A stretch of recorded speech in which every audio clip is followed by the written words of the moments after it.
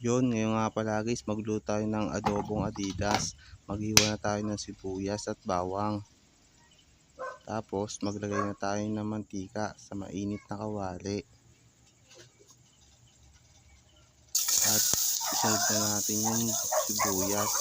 Tapos yung bawang. Haluin natin ng bago guys para hindi masulog yung sibuyas at bawang. Tapos ilagay na natin yung manok. And then haluin natin guys hanggang sa mag-mix siya guys. Yun lang nga. Isunod na natin dyan guys pag kumulo yung laurel. At nilagay ko na nga rito yung laurel.